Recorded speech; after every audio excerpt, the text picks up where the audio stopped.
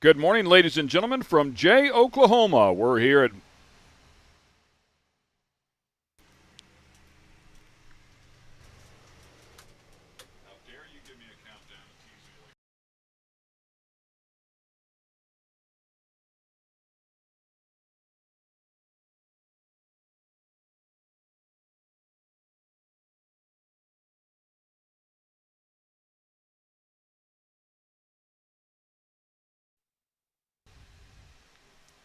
Good morning, ladies and gentlemen, from Jay, Oklahoma. We're here at MidAmerica Outdoors, and we've got some great RC racing coming your way, courtesy of RC Racing at Visions Off-Road, presented by A-Main Hobbies. Ken Stout with you, Mike Garrison sitting right alongside, Scotty Ernst out there at trackside. Brandon Rohde, the man behind this, that has brought it all to this beautiful complex. Without question, the nicest off-road complex I've ever seen. So we're looking forward to a great day of racing action here. It's qualifying day. Go fast day, if you will, and of course that will set fields for race day come tomorrow. Mike, we've got a nice day ahead of us. Guys have already been on the track all day yesterday, had some practice, had some seating sessions, so they're familiar with what they're going to race on. What should we expect here today? Oh, it's going to be a fantastic day of racing. It's going to be a hot one, that's for sure, but the track's ready to go. The track crew is getting the track ready now, and first up here, we're going to be seeing our open nitro buggy guys. These guys are going to be fighting for not only $1,000 to bump their way up into the invite for the big money, but obviously they want bragging rights as well, and we've got some of the best drivers in the nation here this weekend. It's going to be some fantastic racing for sure. So we'll talk about the lineup. They basically will start off based on how they ran their 3 consecutive lap seating session one day ago. So to explain that a little further, whoever had the best 3 consecutive laps and their particular group, in this case the Open Nitro category, is how they will start their qualifying here. And then today, let's talk about the format that we'll be using. Yeah, so today these guys are going to be doing with a typical RC qualifying. However, if they top qualify,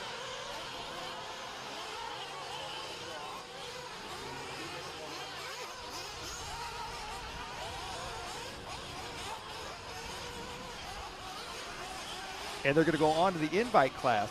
If they take that TQ spot, $1,000 as well in their pocket, and then that's going to allow another group there.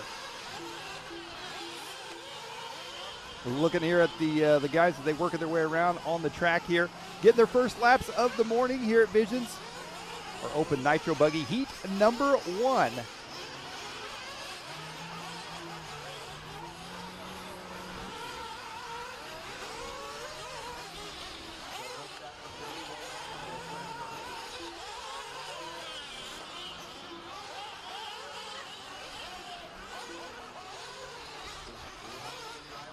Sorry, guys, getting some things sorted out here first thing in the morning as we have started this qualifying session. I apologize, giving them a couple of practice laps before we start this session. You can actually see the chalk there of where they will line up. There's a good look at pit road as well. That will play a part here. My understanding that the qualifiers for I believe the Nitro Buggy category will be 10 minutes in length, and electric cars 8. That is correct. Yep, the open Nitro Buggy class will be 10 minutes in length. The electric class will be 8 minutes. And then, of course, when we get to our invite guys, they're actually running laps instead of time. So I believe they're going to run 30-lap qualifier races today, and then we'll see them in their 60-lap main events tomorrow for the 3 main events. Yeah, and the invite guys did get a quick little practice session out here a little bit earlier. And it looks like race number 1 here, our open Nitro Buggy. We are off and underway. These drivers, everybody is on their own individual race clock. So while these guys are physically on the track together, they're racing the clock. They're not trying to race each other. So when they get around each other, you'll see these guys kind of give each other a little bit of room. They're not trying to take one another out and that kind of thing. They're trying to keep this as fair as possible, but each driver's on their own clock, and it doesn't start until they cross the starting line. So it looks like the first few drivers on the clock here in this one. Blake Everett, he's underway. Graham Hill, Scott Brewer, Will Walker, Robert Chapman, the rest of the field getting underway as well. Definitely my first outing here, my first experience with this discipline of racing. Very cool, very complex cars. infinite adjustability to these vehicles. The driver's extremely talented, but I've already been caught off guard. I thought they were going to line everybody up in a qualifying group and launch them as it would be in a race. Clearly not the case here. And we will see that. We're going to see some heads-up racing in the invite qualifying, but it looks like the open buggy nitro qualifying, we're going with a more traditional RC format, which I'm going to say I've been in this sport for a very, very long time, and it still confuses me sometimes. So. Well, I'm very easily confused, so if it confuses you, we're in trouble. But yeah, so I get it. So they'll have their predetermined amount of time at the end of this session. Whoever has the best lap average, if I understand this correctly, for the entire time of the session is your number one qualifier. So basically, the goal here is to turn as many laps in as short amount of time in the 10-minute session. So, for instance, right now we're looking at Will Walker. He's out front right now. He's on a 27-lap pace on a 10:14 finish time. Second place, we got Robert Chapman. He's only on a 26-lap pace on a 10:03 finish time. So it's a lap to time pace is how this is basically set, and that'll set them up for the main events. Again, all the main events are going to be heads up. That'll be more traditional racing style. Yeah, and that 27-lap pace has already fallen. Now Graham Hill at the top of the chart with a 26-lap pace at a 10-minute flat. Let's see if he can squeeze that in. As you talked about before, the number one qualifier here receives a check for $1,000 and will bump up into the back of the invite category. That is correct. And so basically what we're going to do here is after this first round, we've got 2 heats of open nitro buggies. The best, the top fastest time, the top driver out of those 2 heats, that will be the driver that gets $1,000. So it's not necessarily the winner of this heat. It's the best combined time and laps from the 2 heats. And that driver will go straight up to the invite, grab $1,000, and he'll be running with the best in the nation. Understand. So, and how many qualifying sessions will each group get here? Will they get a total of 3 here today? We'll do 3 today. Yep. Looks like on the track here, Graham Hill, the mechanic for Techno RC's Jared Tebow, leading us out here in this one. 27 at a 10:19 pace right now. His fast lap at 21.812. Yesterday, Ken, we saw some laps down in the 20-second range. And haven't seen that yet here this morning, but the track's kind of still coming in. The sun's coming up. These guys are still waking up maybe a little bit. Yeah, I agree 100%. And we were watching them practice a little bit. It just looked like the track was a little bit freer, a little bit looser. Also, a number of holes have developed out here. They certainly are taking care of the track, but they're letting the track kind of grow its own character, if you will. So you've got to find some setup, and you've got to learn how to drive around some of the stuff that's out here. Yeah, and a lot of this track is going to change, that's for sure, especially as they continue to throw down a little bit of water and do a little bit of prep here and there. The track's going to get rougher, the track's going to get grooved in, and these guys are just going to continue to get faster and faster.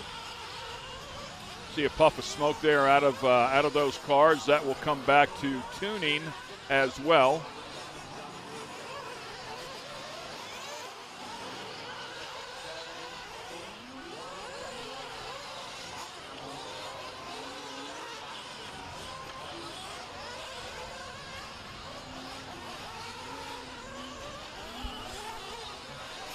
So back to what I was referring to a moment ago, as that one goes for a pretty big tumble right there. Very tough vehicles we might throw in there. Good timing for that one, right? But we see a couple of these cars really puffing some smoke here, and that'll come back to tuning. Some of these things, when you see a lot of smoke, they're rich, and they basically run as a two-stroke engine. So you don't want them to be too rich. You get fat, and you start slowing down, you lose some power. Yeah, a lot of these guys, they've been fighting tuning just because of the extreme temperatures we've had this weekend. And, that's going to be a big part in this one, especially as it gets hotter and hotter today. And it's humid outside as well, so that's going to play a part in it too. There we see, I believe this is going to be, if I'm not mistaken, Will Walker. He's sitting in that, he was in that 4th place spot. That lap right there dropped him down to the 6th place spot. Robert Chapman leading the way here. 10-minute races, as you can see, these guys have to make a pit stop to refuel. A lot of these guys can go up to 7.5 minutes, possibly 8 minutes on a good day. Oh, tumbling there. I believe that's Scott Brewer.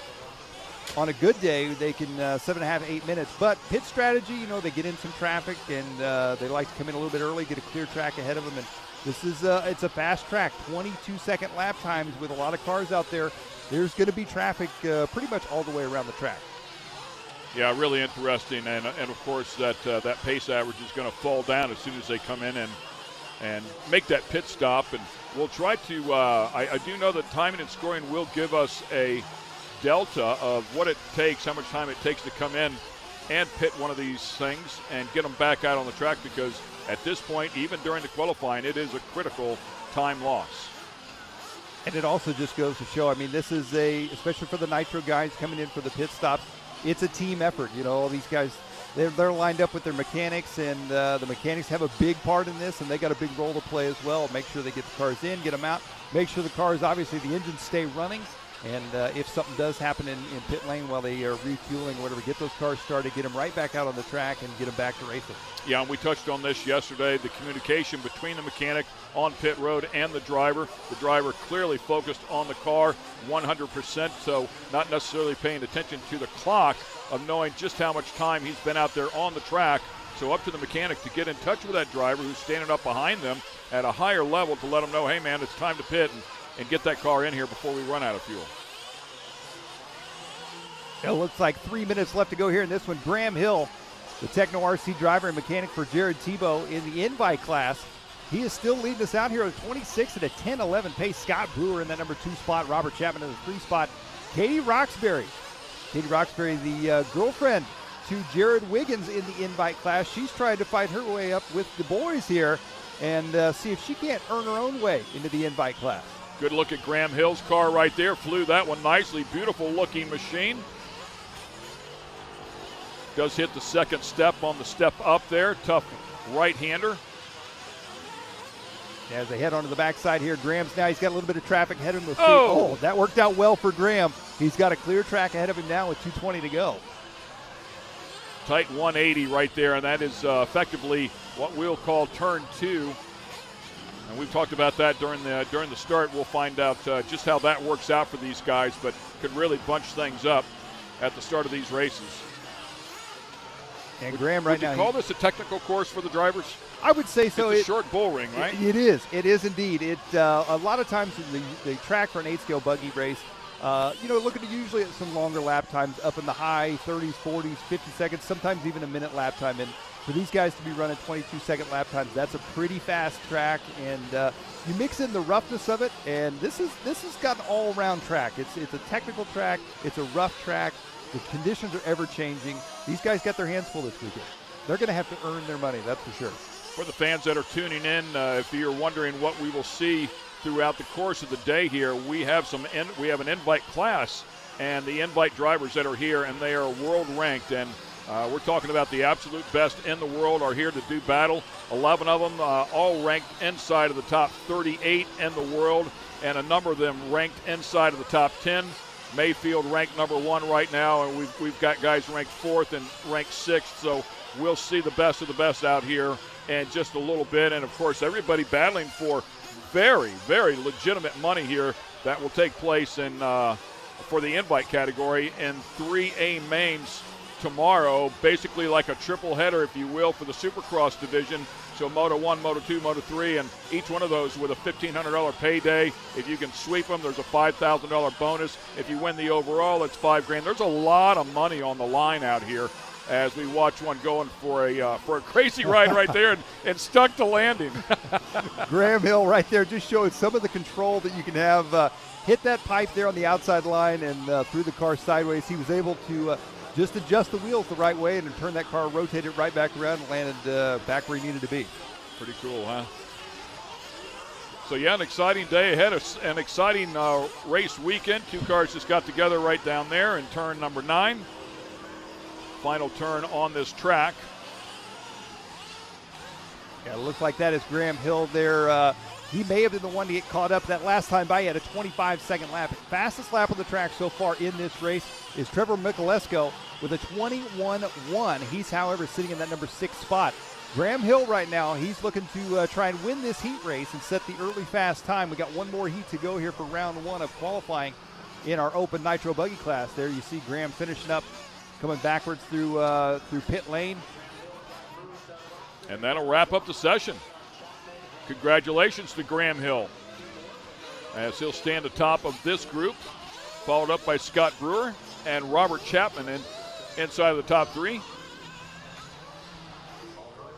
Another stacked group of these guys here for Open Nitro Buggy going to be coming up next, and then we'll see our first $1,000 payday winner. Katie Roxbury inside of the top 5, and Will Walker to round out the top 5. And there's a look at the final order. Yeah, Graham Hill topping this one here in heat number 1. Scott Brewer second. Robert Chapman third. Katie Roxbury fourth. Will Walker fifth. Trevor Mekalisko sixth. And Blake Everett finished up in that number 7 spot. Here for Open Nitro Buggy heat number 1 from Visions.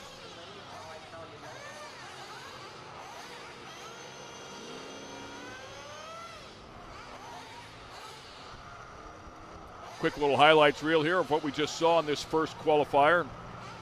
Some wicked air as we talk about the setup of these cars. You mentioned that they can burn a set of tires off of these guys pretty quickly as well. And our buddy Scotty Ernst has been busy all weekend long. He is up top with one of our drivers. Scotty, who do you have, bud? Very much, Ken. We're here with Graham Hill, who just had a fantastic first round of qualifying driving at Techno. Take us through that run quick. Yeah, man. I mean, this is our first time out here at the MidAmerica Visions Off-Road Race. This is the first track that we've raced that's kind of this similar setup. So, yeah, I just kind of got out clean, just tried to do my laps. We've been doing 10-minute qualifiers this weekend. Typically, we do a 6 or a 5-minute qualifying session, so a little bit longer. So you just got to really limit your mistakes and keep it on all fours. You had a really good run, fast 26-lap run. You're in the running here for $1,000. That's got to be a pretty unique feeling we rarely see in RC. Yeah, we don't come to many of these things where a racer at my level has that kind of money on the line, so it definitely gives you a little bit extra incentive to put in the work. You know, make sure the car's 100% and go out there and drive the best that you can. It's a pretty unique event, and couldn't thank the guys that put on this event, Live RC, Visions, all those guys behind the scenes enough to do this for us. Well done, and maybe I'll be calling you back up in 10 minutes to crown you round 1 champion and give you $1,000.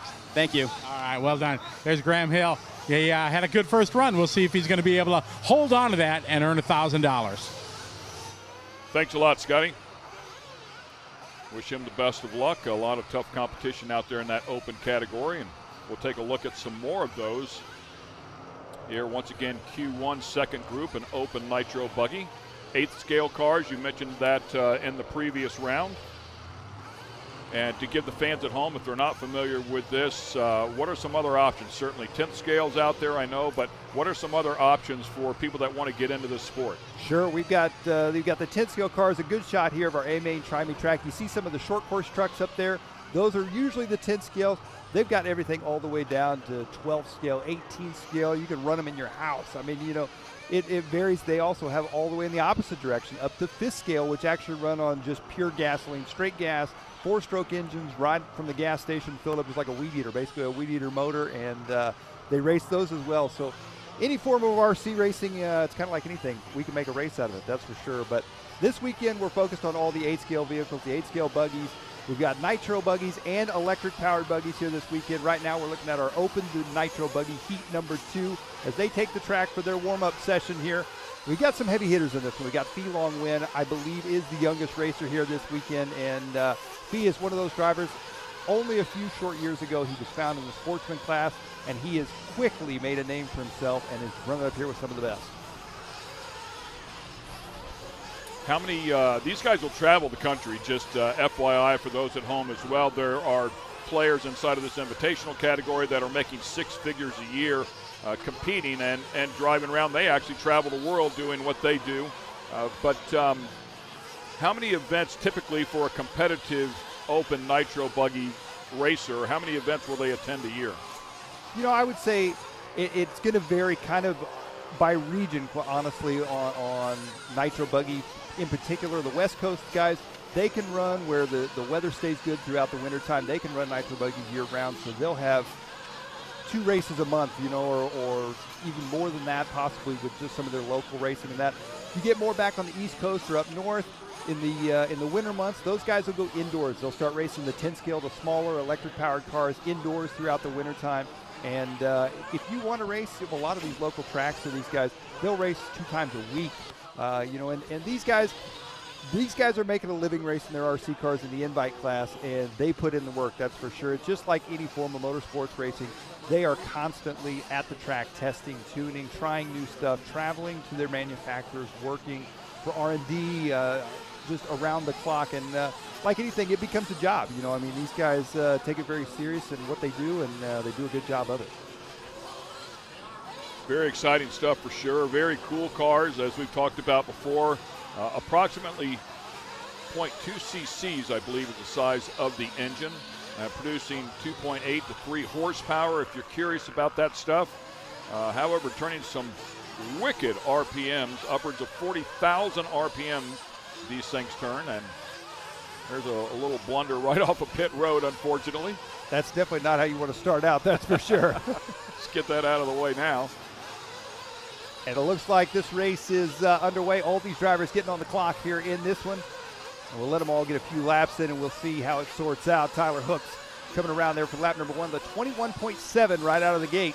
He's going to be our early race leader here in this one. Yeah, I liked exactly what you just said there. Give the guys a couple of laps, kind of get a feel for it. Then they hit start on the clock, and the 10 minutes begins. We're on it right now, and one qualifier in the books. Looking at the second one here, and a big moment for one of these guys. I mean, to get into the back of that invitational field and a chance to race against the best in the world, and if you can have a good showing there, who knows? Absolutely. So Graham Hill right now, out of that last heat, his finish pace with a 26 at a 10:05. You got to beat that time to be above Graham Hill and have a shot at that $1,000. And right now, Caden Fuller, the HB Racing driver, comes around with a 21.14. Only 2 laps into this one, he's on a 29-lap pace. Now, as you mentioned earlier, Ken, it's going to drop when they come in for their pit stop, which they normally in qualifying don't have to do. They usually run 5 to 6 minute qualifiers, but here this weekend we're running 10-minute qualifiers. These guys will have to make a pit stop. Yeah, but I am impressed. We didn't see any of these numbers in that first group at all. We didn't see 28s and 29s, and we have three on a 28-lap pace here. I think what you said before, the track starting to come in, that 29-lap pace already has fallen to 28. But I do think we're going to see a little bit quicker group, and it quite possibly is this track coming in as the sun continues to work on it. It's very likely. It's very likely. Ethan Mechanic, we saw him yesterday in the practice sessions. He's kind of a silent killer out there. He silently comes in, does his thing. He's not super flashy, and then boom, lays down some fast laps, and he's doing that right now. Caden Fuller drops that number 2 spot. Tyler Hooks in the number 3 spot. Now Fee Long Win, again, the youngest driver here this weekend. And I'd like to, we may have to catch up with him in the pits a little later on. Him and his dad making the trip here this weekend. Yeah, and take a look at the top 4 guys, all in that 28-lap pace. But look at the times, the splits, how close they are. I mean, 10:08, a 10:08, a 10:14, a 10:10. So, I mean, they are all splitting hairs as we take a look at them right now. And it's all going to continue to change here. And it looks like this is Fee Long Win here that we're following around, as he is sitting in that number 2 spot, chasing down. Now he takes over that number 1 spot. Oh, a little tumble there, lands back on his wheels. Fee Long Win with a 21 flat there. He's on a 28 at a 10:06 pace. If he can set that time right there, if he can finish up with that pace, not only will little Fee take $1,000, he'll be going into the invite class as well. By the way, at Visions Off-Road RC, you can keep up with all the live timing and scoring real time. Take a look at exactly what we're watching as well and see just how close these competitors are. Quickest lap we've seen so far here in the 21-second zone here again at 21.07, 21.08 for Wynn, who's sitting atop the board. Now a 20.95 out of Braxton Cully, so certainly has the speed, but you got to string them together for 10 minutes here. Yeah, absolutely right. There's a great shot there in the bottom right side of the screen of young Fee racing up there with all the adults and the older kids. And Fee, one of the only drivers using a stick-style radio. Most drivers use the traditional trigger and wheel style. Here in America, the stick radios are not very common here. They're more a European thing, and there you see Fee right there. He's doing his magic, and he's making that stick radio work real well for him. See, he's got the headset on. He's got his dad down in pit lane. His dad's his mechanic. In his ear, able to help him out as much as possible, kind of guide him along the way, and obviously bring him in for fuel when he needs to make that pit stop, which is coming up here pretty soon, I would imagine. Very cool for sure, and we still have 4 competitors on a 28-lap pace. As you talked about, 5 minutes, about 5.5 minutes to go in this session, so 4.5 complete.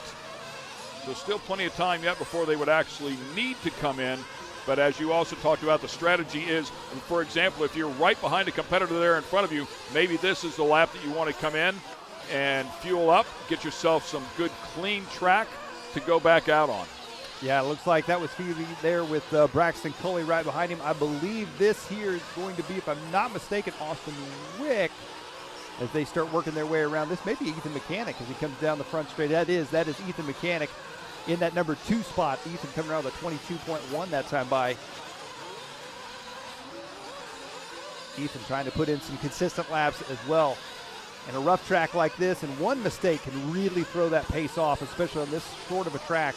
So these guys got to keep it consistent and smooth as much as possible, which is not an easy task on this track. There you see Mechanic coming into pit lane. Come down and does not take him very long. That's it right there. I mean, just jab that fuel gun in there, and right off the bat, gets hung up a little bit, but does a good job to get in front of another competitor, and now has that clean track that we were speaking of before to start stringing these things together. But a quick little hit of that fuel gun, and boom, it's ready to rock. Yeah, it looked like Mechanic that time by had a 7.169 pit stop. So just over 6 seconds for him. However, look at Fee Long Win's pit time. Pit on the last lap, a 6.2, so almost a full second faster in just the pits there for Fee Long Win. Yeah, very cool stuff, and we thank Brandon Rohde and the entire production group here for giving us such great information. Not often you, at this level of racing, would you get a pit speed delta or a pit times delta, if you will, to find out what it's going to cost you, and they'll back into that strategy as well, certainly for the race. Well, take a look there. Look at how the pit times have changed. Everything is now Caden Fuller, after all the pit stops are said and done, has taken over that number 1 spot. Fee Long Win has dropped to the number 2 spot. Ethan Mechanic now working his way up into the 2 spot. Win drops to the 3 spot. So important, of course. That is always the big. That's the final slay, if you will, is whenever they come in and make that pit stop and lose that time. Who does it better is certainly can change everything. It's going to change that total time. Then get back out here and rip as long as you can. Still another 3 minutes here. Anything can happen. Anybody makes a mistake and you nail a couple of perfect ones, you're right back up in the hunt. Well, there's Caden Fuller. It looks like time of scoring showing him with a 55-second lap.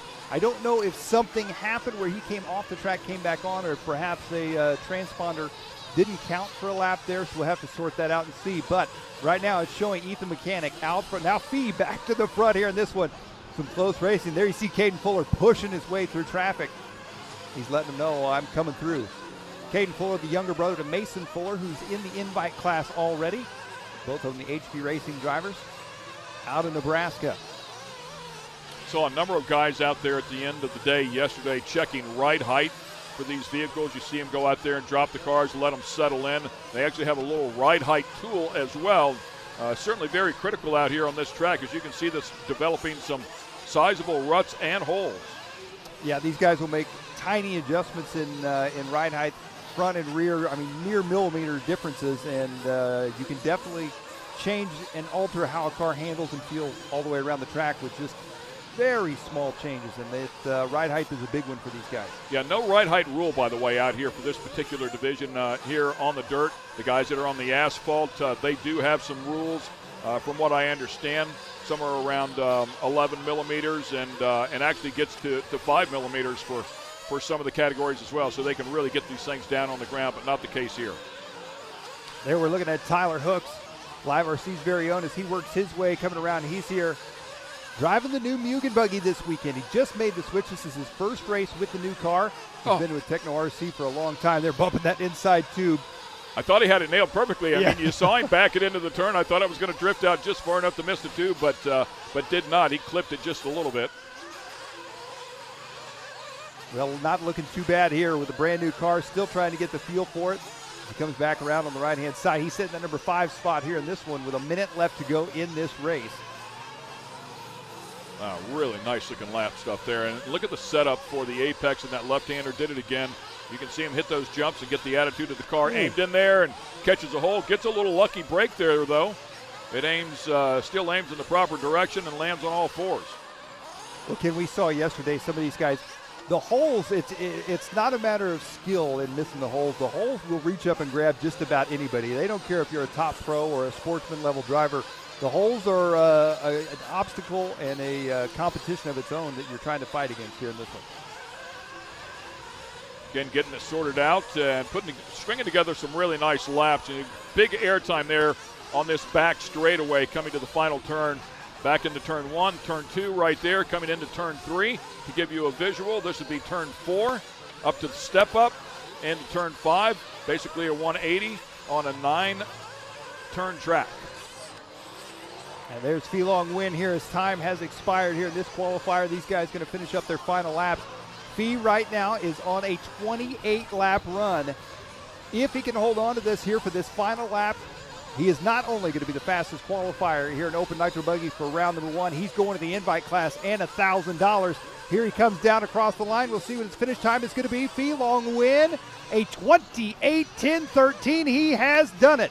Young Fee, $1,000 in his pocket, and he's going to the invite class.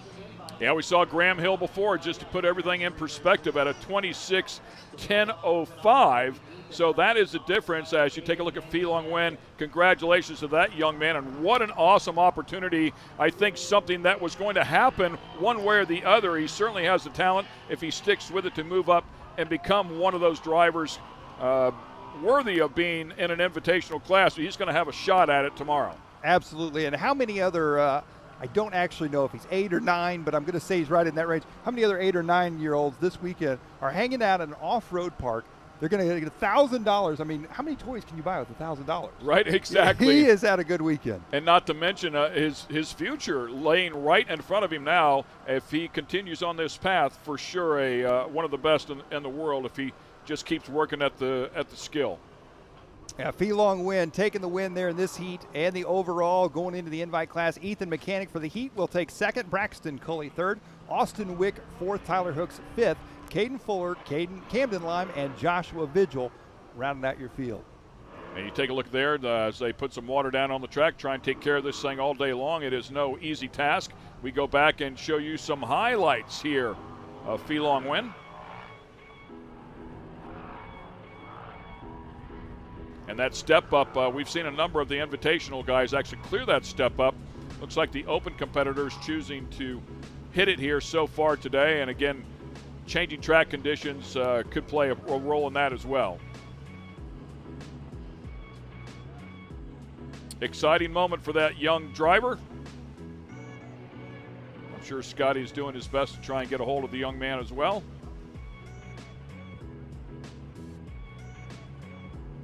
And it looks like he is standing down there with Scotty. Scotty Ernst with our young competitor that's going to jump up and take on the best in the world, Scotty.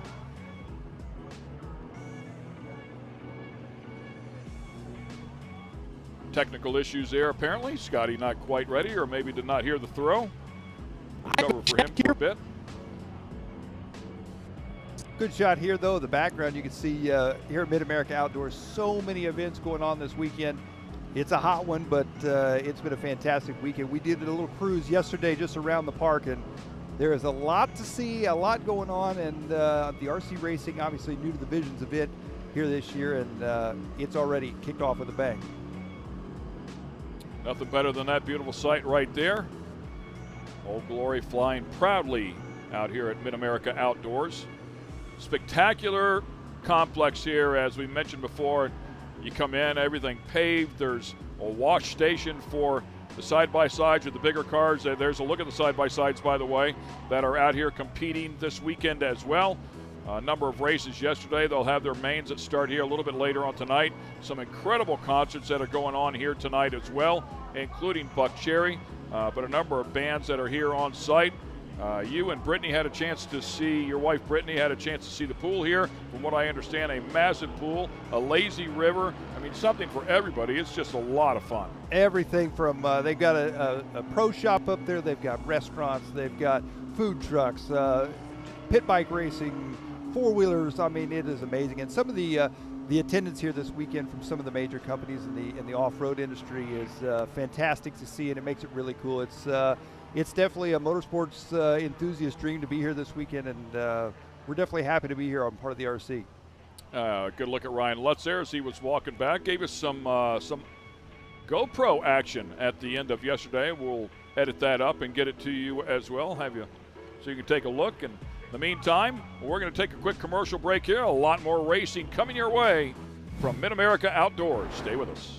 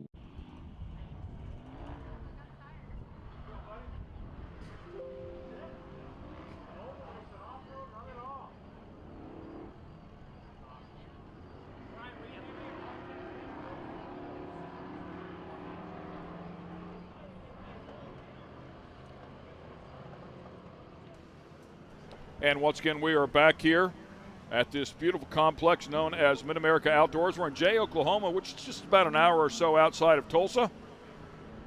If you're close by, you're welcome to come out here. Here's a look at our Open Nitro buggy qualifying.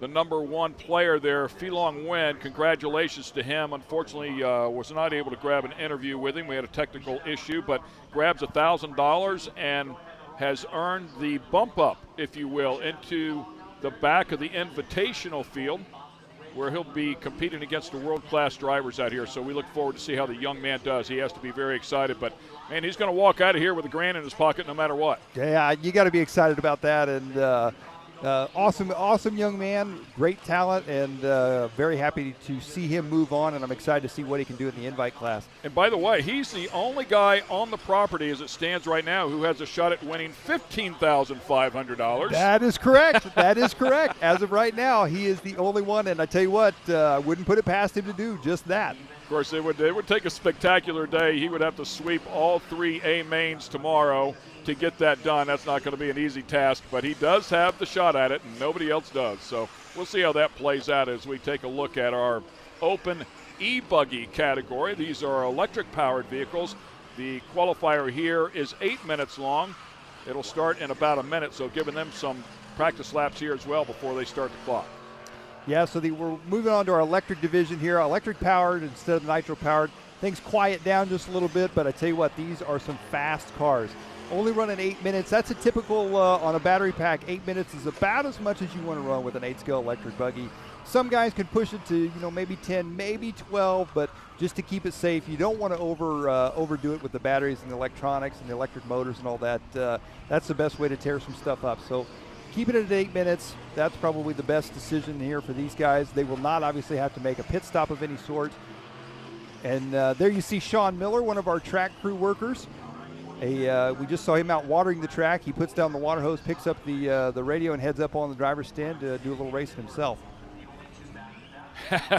Nickname Sexy Leg. Yeah, if you didn't catch that before, that's awesome. A great sense of humor there as a good guy helping us keep control of this track. So good stuff. Big smile on his face, having a great time. By the way, Joey Christensen, the man behind this track, he and Aaron Webb giving us a beautiful racetrack here to compete on this weekend. Yeah, those guys have been they built a lot of tracks for a lot of years, and I don't think I've ever seen one that copied another. I mean, the artistic ability that those guys put into building racetracks is incredible, and they definitely have a talent like no other, that's for sure. Looks like we got Braxton Culley back up in this one. We just saw him in that last one, so he's literally putting down the nitro car and coming right back out with the electric car. So Braxton may use that to his advantage, getting a little track time. We'll see how he sets up here in electric buggy. Looks like this race is off and underway as these drivers are getting on the clock here in this one. And for those at home that might be thinking about getting into the game here and trying to make a decision, the nitro cars sound so cool. Maybe that's what I want. You look at the electric car and you think, maybe it's not as fast. As you take a look at Sean Miller here once again, and but not the case. I mean, we weren't here through the second session yesterday, but through the end of the first session, the electric cars actually were the quickest ones on the track by a small margin. So they are extremely competitive, very, very fast. And you mentioned it yesterday, quite possibly just a bit easier as well because there's no tuning involved in terms of the engine itself. Absolutely, absolutely. So basically it's the same exact platform, the same exact car as a nitro car, except you're taking out the engine, you're taking out the fuel aspect and the tuning and all of that you got to do. You're throwing an electric motor and a battery, so it's a little bit cleaner, a little less maintenance, a little easier to get into, and it's a great time. And obviously, like you're talking about as far as speed goes, I would argue that, you know, a lot of these times, the way these cars are set up, you can get an electric car to go a lot faster than a nitro car. And so still a great time, even though they don't make the noise and fill the air with the sweet smell of nitro fuel.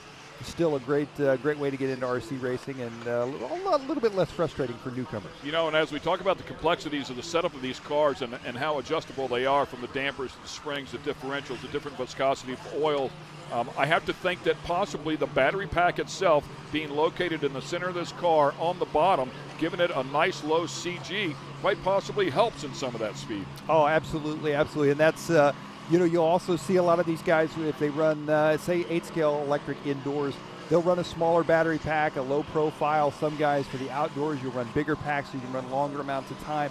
That's a whole other tuning option for these guys as well. As we continue on here, the clock officially running here, so we are well into this session. We've got about 5 minutes left out of the 8-minute session that you were talking about before. Up top right now is Sean Miller on a 22-lap pace in 8 minutes, 8.07 to be exact, as he actually lowers that just a tick. But 3 cars at the top of the field right now on that 22-lap pace, all in the 8-minute range here, 8:07, 8:11, and 8:12. Very, very tight. Yeah, some very close racing here. We saw yesterday in the seating practice, tenths and thousandths of, trouble there for Sean as he comes up short there. Goes end over end, upside down. That's going to allow, I believe, Jacob Vigil up into that number 1 spot, and it does, the 22.810. But as we saw yesterday, thousandths and 10,000ths of a second separating these guys on the seating practices yesterday. So Jacob Vigil up at the top now. Oh, and I believe that might be Vigil there making a mistake rolling over. He's going to hand it right back. Shame. Yeah. Robert Chapman may be able to capitalize on this. Robert Chapman, he was hanging in that number 3 spot. He's now worked his way up to the number 2 spot. We may find himself up top, and he there does. It is. Yep, Robert Chapman, now your race leader here in this one, a 22.810 pace here in qualifying. But again, I mean, anybody can make any sort of bobble like we've seen both of those guys do, and this will all change again. Sean Miller, matter of fact, back up into second. Jacob Vigil now dropped down to third. You talked about Chapman bumping up into the number 1 slot. Here comes Trevor Michael Esco as he moves up a spot as well. Vigil loses one and falls down to 4th. Michael Esco with a time of 21.166. Quickest lap of the session. And Chapman out front here in this one. Fast lap on the track at 21.1 there, as you had just mentioned. Trevor sneaking his way up to the number 3 spot. He may be able to work his way up to that number 2 spot as him and Sean Miller pretty close on times right now. 3 minutes left to go here in this one. Yeah, about 7 seconds between those guys, between first and third, based on the time there. 8:12 to 8:18 now. It was 8:19. Chapman still up top. And this is Robert Chapman here as he comes down the front stretch. Back into the infield. Comes up a little bit short there.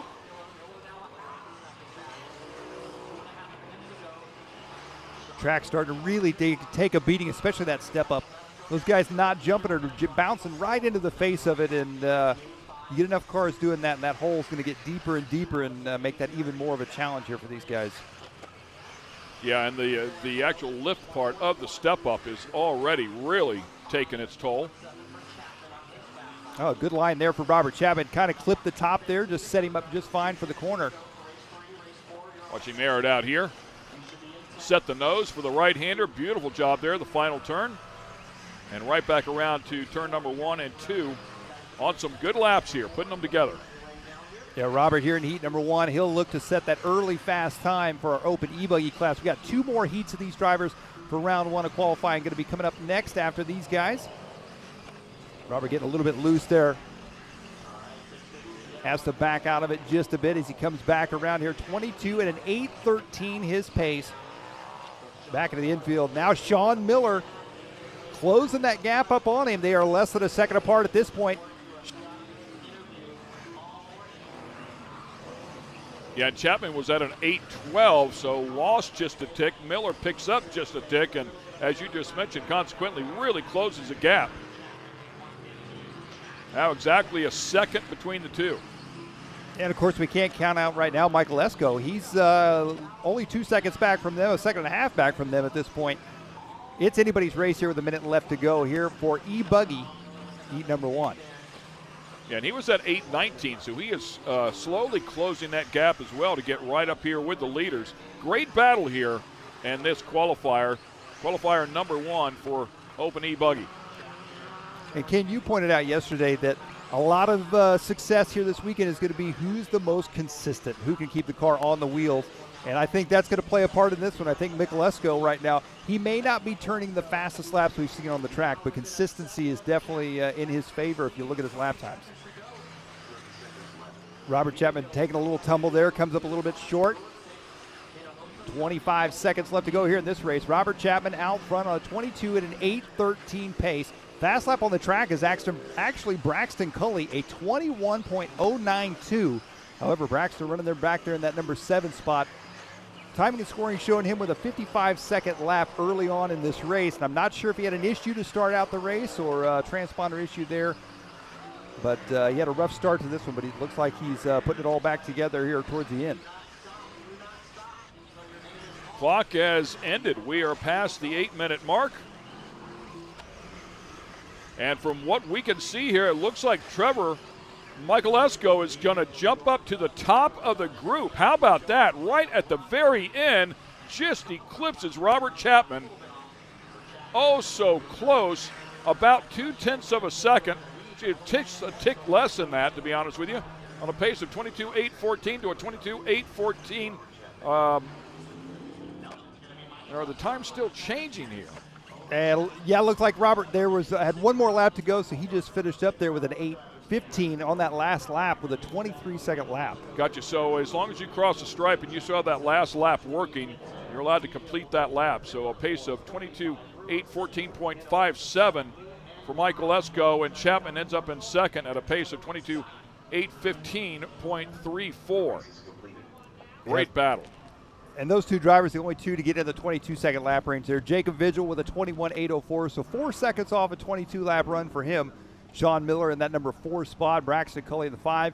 Brewer and Hinojosa rounding out your top 7. Noon and Camden Lime off the track early there in that one. As you see, a good look there at our Tekin track cam. And once again, we're going to try to get it to our buddy Scotty Ernst. Scotty. We're here with Trevor Mikulesko from Illinois, driving a Team Associated chassis. First one's under your belt. That was a really good run. Tell us about it. Thank you. Recently, I've been struggling in e-buggy, and I've been trying to figure it out. And this one, I had a slow start, and around halfway, I started pushing it. Since I knew I was getting close to the lead, so I started pushing it. With the intense heat they have here and things like that, is run time at all a concern for you? Oh, no, not really. My reading electronics stay cool most of the time. All right, well, best of luck here. Getting ready for the next round. Congratulations. Thanks, Scotty. All right. So a good first run here for Trevor, getting it ready for round number 2. Thanks a lot, Scotty. Great job by that young man. Of course, there's some real players inside of this e-buggy category, so we are far from done here, including our invitational drivers. Absolutely. A good look at here at the driver's stand, and there you see Ty Tessman, multi-time IFMAR world champion in the e-buggy group. A lot of our invite drivers, as you mentioned, are going to be in the electric division as well, getting a little extra track time. There you see Tyler Hooks as well lined up. There's a good look at the ProTech RC pit lane cam. Obviously, pit lane not really used here for these electric drivers, but their mechanics and supporters down there still in pit lane. Keep an eye on the cars, spotting for them and helping them out where they can. Hats off to our corner workers as well. We appreciate all of their support, as do the drivers. You'll see those guys standing all around the track as they the drivers have some trouble from time to time and flip them over. The corner workers will immediately get out there and help them out. Looked like one was sitting over there out of power, possibly. Oh, going again now. Believe this is Ty Tessman as he's working his way around here for a couple warm-up laps before this race goes live. Tessman yesterday in the e-buggy qualifying found himself struggling just a little bit, but we all know Ty Tessman, and he obviously has the talent, the skill, and the knowledge to get it done. So him and Gord are here this weekend, the X-Ray vehicles. Gord is father and also mechanic. They've been working hard behind the scenes to get these cars dialed in right where they want them. And looking right now at our open e-buggy on the track here in this one, we got Fee Long Win, Austin Wick, Ty Tessman, Caden Fuller, Garrett Martin, Ethan Mechanic, Tanner Denny, Tyler Hooks, and Joshua Vigil coming up here in this one. Yeah, so a couple of the invitational drivers inside of this one, including Tanner Denny and Ty Tessman. Ty ranked 7th in the world coming into this event. Tanner 22nd. Tanner Denny making the switch to S-Works here this year. A new car for him, and so far it's been working well for him. And the guys look like they will hang out here and wait for the clock to start, and it starts now. 8 minutes to go. That's going to be Garrett Martin there in the white Techno buggy. First one getting on the starting his clock. Everybody else making their way around as well here for Open E-Buggy heat number 2. We got one more heat to go. This next heat coming up after this one, that's going to be pretty much full of our invite drivers that are running the electric class as well.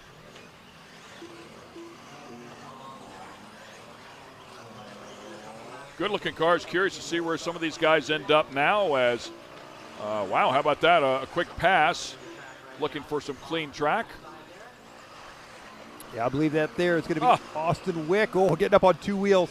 Good save for Austin.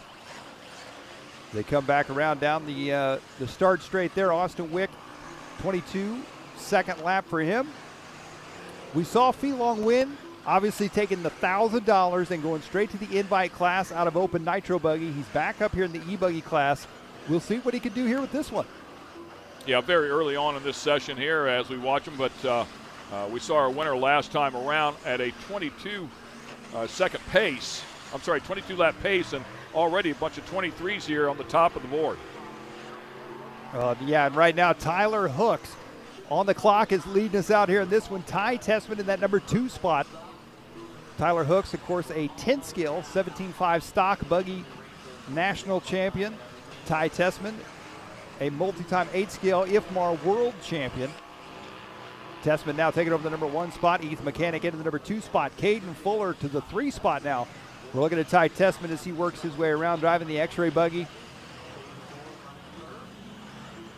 Bang, man, just whack the initial lift of that step up. I love the way they fly off that big jump coming out of turn number 8 into turn number 9. Just wicked air time. The guys really adjust the attitude of the car in midair, stick the landing there right in the middle of turn number 9. Yeah, Ty's got a good line as he sweeps his way back onto this backside of the track. Rather than making it 2 90-degree corners, he takes that whole backside and just makes it one big sweeping corner with that big jump in the middle. And it's little tenths of a second like that make these guys the best in the world. As Ty Tessman working his way. Oh, Ty catching a hole there on the landing. Taking a chunk of dirt out of that one. He had a 20.7 last time by the line. Tanner Denny with a 20.7. Oh, a rare mistake again there for Ty Tessman. So Ty having a little trouble that last lap. 22.8, that's going to drop his pace to a 23.809, still faster than the last heat of drivers we saw on the track. However, you still got one more heat to go after this. They can try and top this time. So Tessman, bit of a rough lap, trying to get back into his groove now. And I love the setup. He comes out of turn 2, he hits that jump and really sets himself up perfectly for turn 3, right in the middle again of the apex, right here, just like that. And then continues on to turn number 4, hits a step up here, a tough 180, another 180, and then hard on the throttle here. As he comes down the start straight there, you can see just a little bit of a kicker there towards the end of the start straight. We saw some guys take a tumble clear off the track yesterday in practice. So the track is getting rough, and it's building some character to it. Ty Tessman right now leading the way here, 23 at an 8:08. Mechanic still in the 2 spot. Tanner Denny in that 3 spot. Tyler Hooks in the 4. And Caden Fuller rounding out your top 5 here in open e-buggy. Heat number 2. Oh. Dodges a big bullet right there, though. Yes, he did. A lucky save for him. He lands back on his wheels. And when you see guys like Ty Tessman having little mistakes like this, you know that it's some brutal conditions out there, and it's really putting them to the test. As these guys are usually near flawless on these racetracks. So it has definitely taken its toll on these guys, and they've got to put 110% focus in when they're out there on the track. And Ty Tessman doing a fantastic job of regrouping after these little mistakes, and just like that hole that caught him after the double. Nothing that he did there. He just caught a weird spot on the track, and it slowed him down. But didn't rattle his rhythm whatsoever, as he's still out front leading the way. I love the fact that they're just reading this track. You can see there, I don't know if it was intentional or not, but flew the car just a little bit further out of 8 into 9, possibly trying to dodge some of those holes. Yeah, absolutely. And as you mentioned, a lot of guys I think we're going to start seeing some weird lines as the main line gets rougher and rougher. Up top right now with 3 minutes to go, it is Ty Tessman on a 23-lap pace, 23.810, 23.811. Right behind him is Ethan and Mechanic, also doing a really good job. So a great battle here right at the very top, and then it falls down to a 22-lap pace for Tanner Denny. Yeah, Ethan doing a fantastic job in that number 2 spot. Fast lap on the track. Look at this. Fee Long win. Fee with the fastest lap out of all these drivers, a 20.605. Now, he's had a little inconsistency here in this one as compared to his open nitro buggy win. He's sitting in the number 6 spot right now. Ethan Mechanic here as we get a good look at that race car. And as we just documented, he is currently sitting in 2nd, and I mean just a tick off of 1st at a 23.810 to a 23.811 for Ethan Mechanic. Ethan putting in a fantastic run here. This one there, you see he gets by Caden Fuller. He's got a clear track ahead of him now. That is exactly what he needs in the final 2 minutes of this race, is a clear track if he wants to hunt down Ty Tessman. Beautiful run there, a little bit wide there through turn number 1, out into the loose stuff, gathers it back up. And as you watch him, just not quite as smooth as what we were watching Ty Tessman do, but nonetheless, his combination of laps has kept him right in the game. Yeah, he's definitely making it work for him here. And now, the tricky part about it is he got by Caden Fuller, but Caden is a quick young driver, so Caden's going to stay right there on him. And even though this isn't a heads-up battle between the two and they're on their own clock, the nerves still have a tendency to get to you. So Ethan's got the pressure coming up behind him there of Caden, and Caden make a little mistake, dropping back a bit. That'll let him take a little bit of a breather and focus back on his own race and not have to worry about what's going on behind him. Less than a minute and a half to go. Wow, I thought he was going to go for a tumble right there. There was a lot of angle inside of that car as he was entering turn number 1. A couple of holes there in the back that really upset the car, but navigated it nicely. Yeah, Ethan right now trying to close that gap up on your race leader, Ty Tessman. Tessman on a 23 at an 8:09 pace. Mechanic on a 23 at an 8:12 pace right now. Tanner Denny works his way back into the 3 spot with a 22.805. Tyler Hooks now up into the 4 spot, 22.808 pace. And Fee Long win in the number 5 spot. And just like that, things are starting to change there. At 3rd, 4th, Tyler Hooks drops down a spot. Or Austin Wick, I should say, jumps up a spot. So, and we'll take a look at Tessman here as well. Clock ticking down. Under 30 seconds to go inside of this qualifier.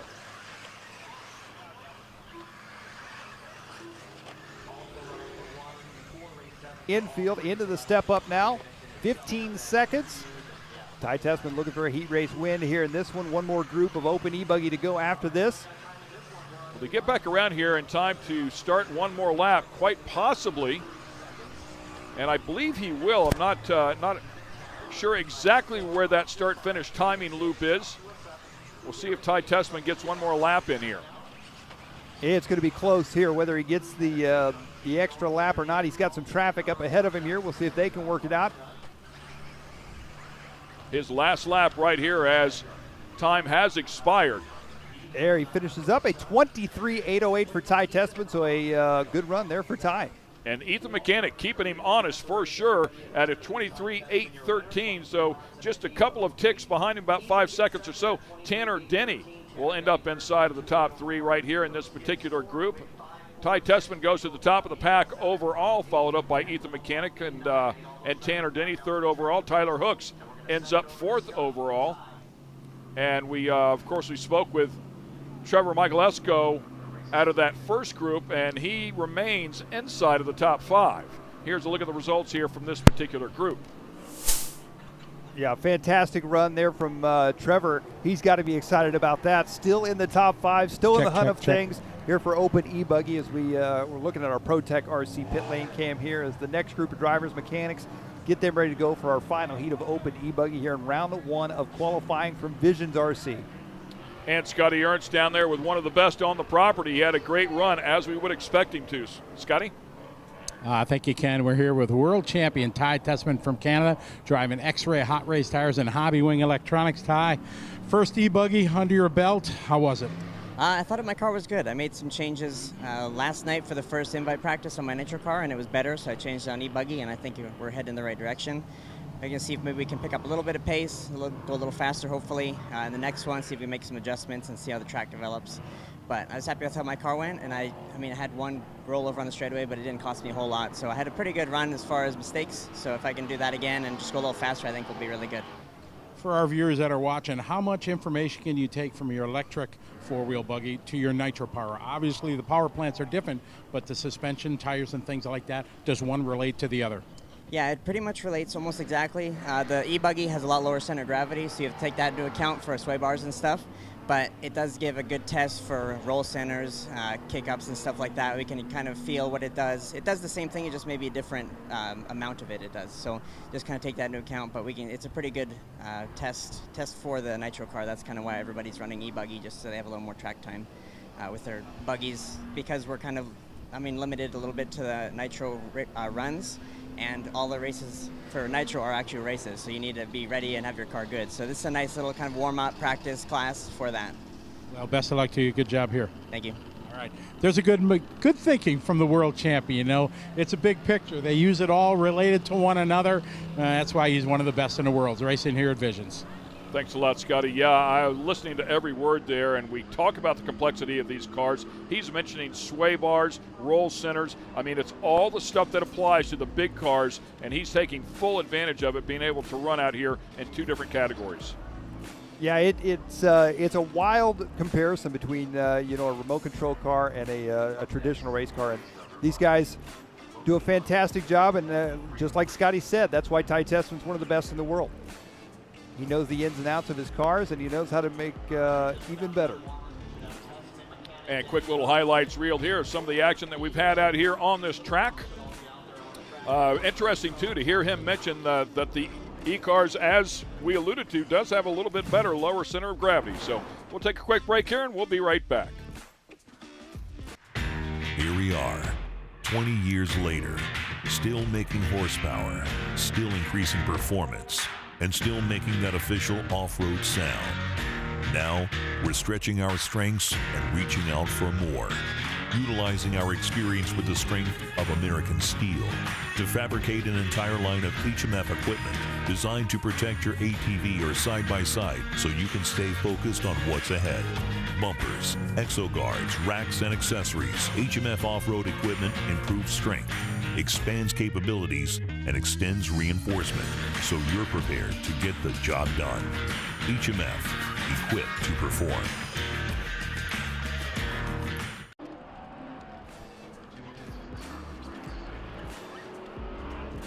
And once again, welcome back to MidAmerica Outdoors here in Jay, Oklahoma. This is the RC Racing at Visions Off-Road presented by A-Main Hobbies. A-Main Hobbies on site here with a beautiful display You have what they call the Try-Me track over there as well. So if you're on the property here and you'd like to go over and give RC racing a shot, you are more than welcome to do so. In fact, we urge you to come take advantage of that. Just be careful, you might get hooked. We go into our third group here for Open E-Buggy.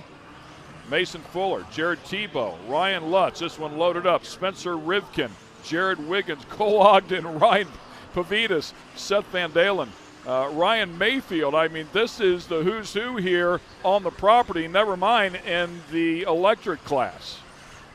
Yeah, and yesterday he was quiet yesterday in the electric class. I didn't even realize that Ryan Mayfield was running it. And we had mentioned yesterday that. Well, I don't think he came out in one of those sessions, right? That I'm hoping so. I'm hoping I didn't just totally overlook him, because I commented yesterday. I said it's interesting that Ryan Mayfield's not running the electric buggy class, but in fact he is, and he qualified 9th overall yesterday after the seeding practice. So now it's going to be interesting to see as it's go time here for the actual qualifiers. And once again, this qualifier will be 8 minutes in length. They have about another 30 seconds before they will start the session.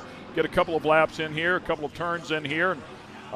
We heard Ty Tessman, who was just quick in the last group. He's quick overall as it stands right now.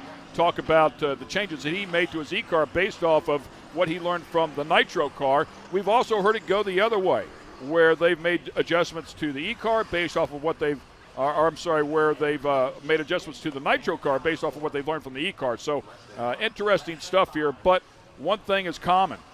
The more seat time, the better, right? The more you're out here and you drive, it doesn't matter E-class or nitro class. Either way it goes, the seat time, you're going to learn something. Absolutely, absolutely. Getting a shot there of Ryan Lutz and Caden Ford. There's Ryan Mayfield's car, the Mugen Siki buggy, as he works his way around, and this race is underway.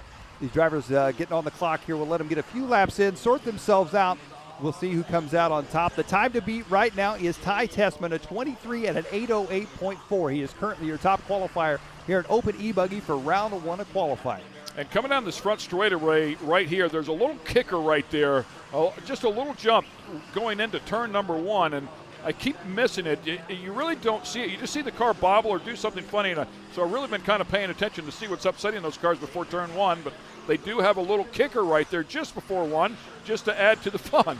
Yeah, and what I'm noticing is the main line is the cars are actually bottoming out. The chassis slapping up against that, and it's starting to dish out the face of it just a little bit. So these guys are going to have to either change their lines up a little bit, possibly change some car setup, because we're seeing cars getting kicked more and more and catch more airtime. And before the end of the weekend, I think we're probably going to see some cars in and out of the park on that one.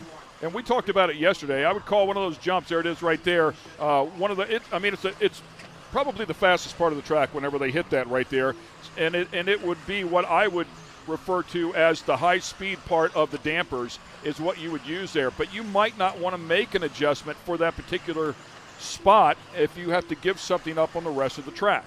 That's very true. That's very true. These guys, whoa, that was really close. Ryan Mayfield. Awesome is what that was. Ryan Lutz and Ryan Mayfield just about colliding there on the front stretch. But yes, as you were saying, a little mistake there. They help each other out. Well, it didn't help Lutz out very much, but it helped out Ryan Mayfield. As you were saying, though, you got to tune the car for the whole track, and so they may or may not make adjustments. There, Ryan Mayfield found a new line. He steps outside the main line, and you saw the car didn't leave the ground one bit. That is absolutely correct. A really beautiful line right there. That's what the pros do. You know, something else that happens in big cars where the drivers are actually in the cars, one of the most critical moments, as Mayfield definitely overshot that one, is looking ahead. If you look directly in front of you, you're just not going to be as fast as you need to be. You need to be looking ahead whenever you're driving a full-scale car. I'm curious how far ahead these guys look. Clearly, you have to keep an eye on the car, but we saw him make that adjustment to get around the car that was in front of him, so clearly was looking ahead to some degree as well. No, absolutely. That's a big factor for these guys, especially the top pros. They're not only able to watch what their car is doing and know and kind of feel themselves what the car is doing, but they're also able to watch far ahead, and they know exactly what's going on around them and what's coming up and what to adjust and be ready for. Meanwhile, Mason Fuller is actually leading the way here. He was your fastest driver in Open E-Buggy for seeding yesterday, and he's leading the way here in this one on a 24 and an 8:20. And Ryan Mayfield sitting in that number 2 spot right now. Cole Ogden, who we're watching on the screen, he's sitting in 3rd. Your top 3 drivers are all ahead of Ty Tessman's TQ time as of right now. Tessman sitting 4th overall as it sits. Keeping an eye on Cole Ogden, as you mentioned him, currently sitting in that 3rd position, and you're exactly right. We saw Ty Tessman come out here and lay down a really good package, and now Mason Fuller looking to get past that. In fact, 3 or 4 guys looking to surpass that. Now, with that said, we're just approaching the halfway mark of this qualifying session, so a lot of time left here to cover. But this group, as we talked about, very, very stacked. Yeah, you take a look at Ryan Mayfield and Mason Fuller, both those drivers clicking off their fast laps of a 20.4. Oh, a little mistake there. Seth Van Dalen with a 20.4 as well. These are some fast lap times here in this one. Cole Ogden talked about yesterday in an interview after one of his seeding practice rounds. Oh, big mistake right there. Lands back on his wheel. Still going to cost him some time, though. In that number 3 spot, Jared Wiggins may be able to move up to 4th now. We'll watch that come to be as we go back and keep our eye on the session leader, Mason Fuller, at a 23-lap pace. 8 even. 8 minutes, 8.00 minutes, we should say. 23.801 for Ryan Mayfield, right there on his heels. Yeah, the Fuller family, it is a family affair at the RC races, as their dad, Mike, is Mason and Caden's mechanic, obviously. The whole family is typically at the track with them, which is very cool to see. So it's awesome to see the Fullers. They've come a long way, and especially Mason here in this one, leading the way, trying to set the early fast time. But Ryan Mayfield going to steal that spot from him now. Mayfield out front on 23.801. They are on identical times now. Fuller and Mayfield, 1/10 of a second apart. And Fuller jumps right back up to the top now, just that quickly. So great stuff. There was 3 cars packed up together there. One of them made a mistake and held the other one up, allowed one to get away. Keep in mind, oh man, and ends up on the inside of the tube there for just a brief moment as well, as we keep an eye on Mason Fuller here. Backs it into that 180. But you don't have the luxury to hold back and look for clean track anymore. Not in this format of qualifying. You've got to deal with whatever's around you best you can. Yeah, and right now, Mason, he's got a clean track right now, but he's got some traffic up ahead of him. And, again on the same spot. And I tell you what, 1/10 of a second. Ryan Mayfield is he's a shark in the water. Make you pay, huh? Yes. Ryan Mayfield, he'll take everything from you that he can get. And right now he's using those little mistakes to his advantage. Mayfield with a 20.422 fast lap of this heat race right now with 1:55 left to go. Yeah, and Fuller right there behind him at a 20.48. So 20.49, by the way, by Seth Van Dalen. A little bit deeper down in the pack in terms of his lap average, but also in the hunt. Almost the entire group now on a 23-lap pace. Yeah, I'd be curious to see right now where Ryan Mayfield is at on the track in terms of lap traffic as he's trying to deal. Oh, hard hit right there.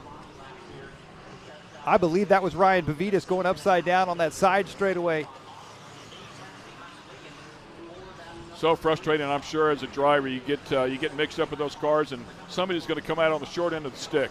Yeah, absolutely. And, of course, in the off-road RC racing world, the only class that you could really get away with bumping and not tumbling each other is obviously the short course trucks. The open wheel buggies, one touch and somebody's going flying somewhere. Typical open wheel style racing, right? I mean, you touch wheel to wheel, somebody's going for a ride.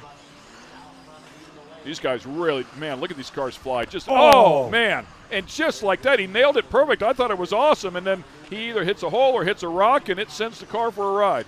Yeah, that's going to cost Mason Fuller right there with a 23.2 that time with that little mistake. Ryan Mayfield, I think this next time around, may be able to take over that top spot. It's going to be close as they come around here. And I don't even know if we can call that a mistake. That's just an act of the racing gods, right? That's like, right. Oh, we'll throw a rock at you, see what happens here. Just trying to spice things up just a little bit. Right. Well, here's Ryan Mayfield as he works his way down the front stretch now. Mayfield with a 21.4 that time by. He's on a 23.808 pace. So Mason still holding on to that top spot. Yeah, excellent job.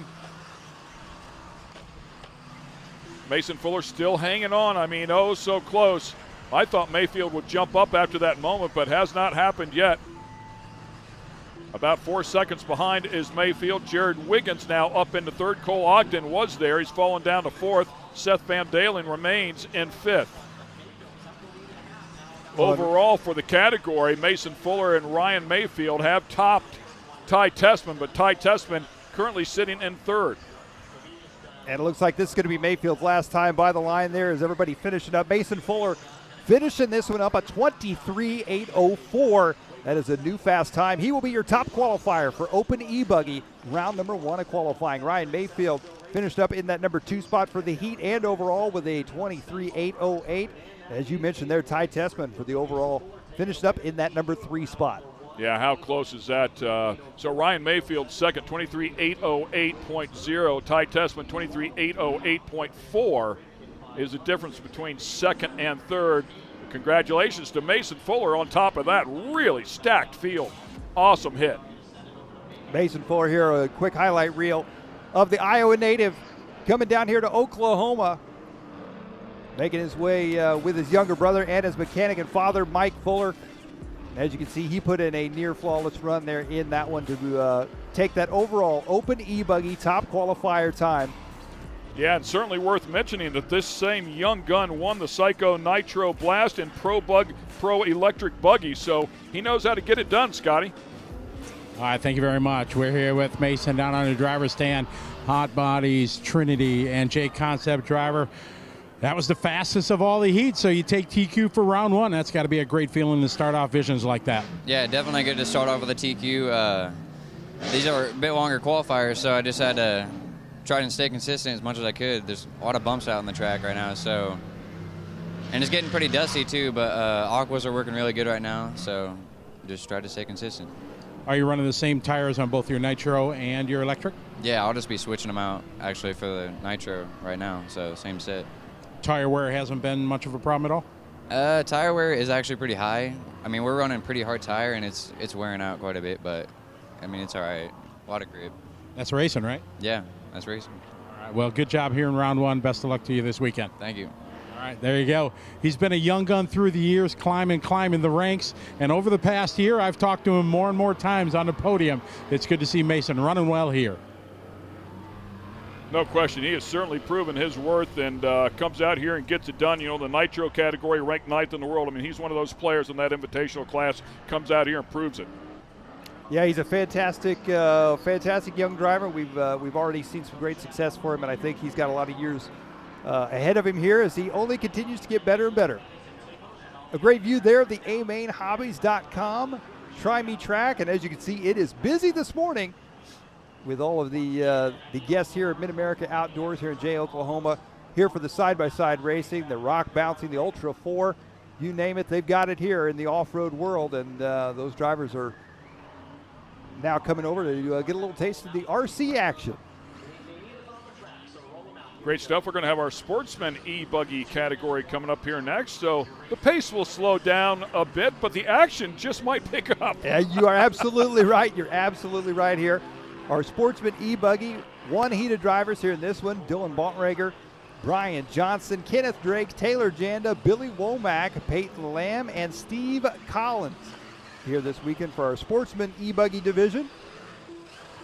As these drivers getting all checked in here, getting their warm-up laps in the books for round 1 of qualifying here from Visions RC. Now the cars are exactly the same as we just saw the Invitational drivers driving, correct? It's just quite literally the novice beginners that are out here having some fun working on their skill. Absolutely. That's the cool part about this is, these guys are running basically the same cars that you can buy. And, of course, they've got some hop-up parts and things like that, some engineering parts and some new prototypes and stuff that maybe you can't buy off the shelf just yet. But overall, the main platform and stuff is everything that the pro guys are running.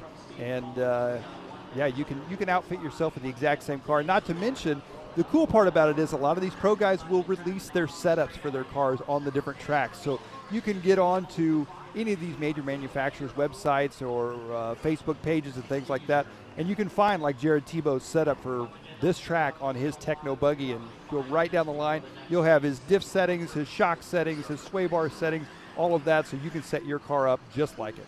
So you think he actually put all of his real settings on that setup page? Well, I'm going to say. Listen, I've been in the game for a long, long time, and I would love to believe everything you just said. Yeah, at least let's just say he'll get you in the window. He'll get you in He'll the ballpark. get you in the window. There you go. Yeah. Okay, let's give him that. And I did notice that in the top 25. As you take a look at that website, and you see a section where it says setups, and it is super cool that they do have that option for the novice, for the young guns, and quite frankly, for somebody in the open class, maybe they want to go in and take a look at a different setup, and maybe it sparks a different thought process to chase a different setup in a different direction and find a little bit of speed. It's super cool that they're helping out the young guns. Yeah, absolutely, and even the tire manufacturers now have gone as far as doing tire setups. You know, they'll release what their team drivers were using on different surfaces, and you may not be racing on that same track, but you can kind of relate it to your home track. If you have a similar surface to something like this or a similar track, you know, you can get on a lot of the tire manufacturers' websites, and they'll point you in the right direction as to what foam inserts you want, what tires you want, what compound, what treads, and all that, and you'll be right on your way. And so, oh man, big tumble right there. We told you the action might pick up. As you talk about tires, was taking a look at them yesterday, touch them. They are extremely soft. Some of them to the point they almost feel sticky or gooey, if you will. But once you mount the tires on that wheel, that's pretty much it for the life of that tire. That's it. That is once you mount it, it is on there. A quick instant replay here. Into the yard sale.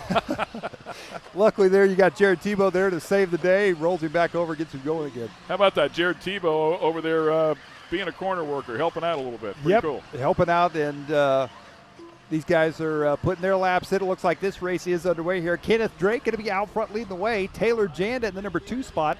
Dylan Bontranger in that number 3 spot. Brian Johnson, Billy Womack, Peyton Lamb, and Steve Collins. Looks like Steve may not be out there here for round 1. We'll see if he comes back out for round number 2.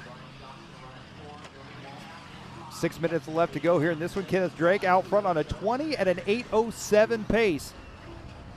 Yeah, and I was just going to look up what Mason Fuller was at, a 23:804. So it gives you a great idea of how much the pace how much the pace changes here from the pros to the sportsmen's here as they're on a 20-lap pace. So some 3 laps down here already, but that doesn't matter. They're competing against other drivers at their own skill level, and consequently the competition is just as fun both to be part of and for us to watch and call. Yeah, the other neat part is about it, if you follow along long enough, you'll see a lot of these guys, they may be in the sportsman division for a year, maybe 2 years, something like that, but a lot of these guys, they'll quickly move up, just like Fee Long Win. We saw him in the sportsman division only a year or 2 ago, and now he finds himself in the invite class here this weekend with the best of the best. So pretty wild to watch these drivers as they grow and learn their way through the ropes of RC. Big air time, beautiful looking cars. We take a look here at Taylor Janda. Taylor Janda currently sitting in the 4th position. A pace of 20 laps, 28:23. Would need to surpass the 20-lap pace of 8:19 of Brian Johnson to step up into the top 3. Janda working his way onto that far side of the track, onto the back. Oh, make a little mistake there. Got into the fluff, if you will, and way over there by the tube. But no harm, no foul. Continues on here. Turn in just a little bit early. A little excited there over the jump. A little bit wide. So all those little moves that you talk about all the time, we see the pros nail it almost every lap. And here just a little out of sorts. But in all honesty, I think doing a really nice job here of keeping this thing on the track and keeping a good lap going together. Yeah, Janda, I tell you what, he's got the capability to be running up at that number 1 spot, but like you say, consistency on this track is very difficult, especially with these conditions, and he's got some fast laps. He's just got to put them all together. Right now, Dylan is doing just that out front on a 20 at 8:12. Brian Johnson holds the fastest lap of this group with a 22.5, the only driver so far to get down the 22-second lap range. He is sitting in the number 2 spot on a 20 at 8:10. Taylor Janda in that number 3 spot. Now Johnson going to move up to the number 1 spot. This is your race leader here, Brian Johnson, as he works his way through the infield. Yeah, pretty impressive to put some 6/10 on the rest of the field out here. Certainly has some speed inside of that car if he can string together a few more laps. Nice job there through turn number 1. Good setup for turn 2.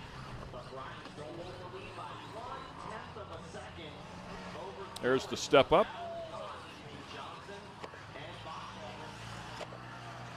Back around here as Johnson out front. I tell you what, though, Dylan not that far back from him, both on a 20 and an 8:11 now. Dylan back to, oh, big crash there coming down the side straight for your race leader, Brian Johnson. Johnson takes a huge tumble off that kicker. And Ken, you had mentioned that kicker was getting a little worse and worse. And right there, Brian just found it.